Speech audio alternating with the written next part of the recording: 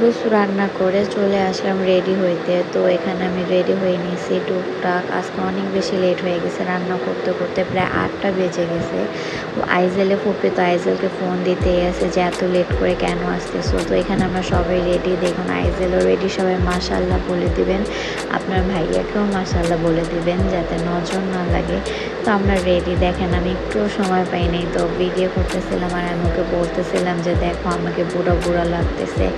তো যাই হোক, আমরা বের হয়ে রওনা দিয়ে দিলাম আমাদের গন্তব্যস্থানের জন্য। তো আজকে রাস্তায় গাইস এত বেশি জ্যাম ছিল, বাংলাদেশের ট্রাফিকটা যে কবে ঠিক হবে আল্লাহ জানে। তো আমাদের 30 মিনিটের রাস্তা, তো আমরা 1 ঘন্টা পৌঁছেছি।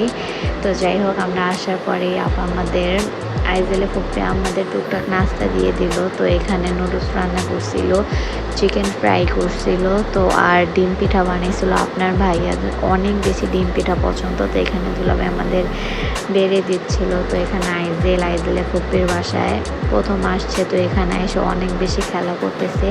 তো আইজেলের কিন্তু গাড়ি অনেক বেশি পছন্দ। তো আইজেল ওই যে দেখতেছেন টেডিটা অনেক বেশি পছন্দ করবে। এখানে দেখেন আমার মেয়েটা আমার কাছে এত কিছুই বোঝে না, মানে কি যে শুরু করছে। তো ও নেহার কোলে থাকবে না, জোর করে নেমে গেল। তো এখানে ও টেডিটা অনেক বেশি পছন্দ করছে, ও টেডিটা নিয়ে অনেক বেশি খেলা করতেছিল। সবাই মাশাআল্লাহ বলবেন। দেখুন খেলা করতে করতে ও টেডির উপরেই উঠে বসে গেছে।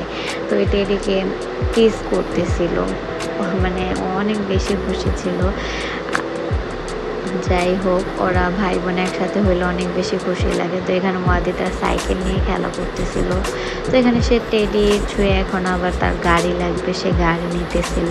তো এভাবেই দিন পার হচ্ছিল। সে তার বাসা যাওয়ার সময় হয়ে গেছে, সে রাত 10টার পর কোথাও থাকতে চায় না। তো ফাইনালি আমরা বাসা চলে আসলাম। দেখেন বাপ নিয়ে চিল করতেছে। তো আজকে ভিডিও এই পর্যন্ত। সবাই ভালো থাকবেন, সুস্থ থাকবেন, আল্লাহ হাফেজ।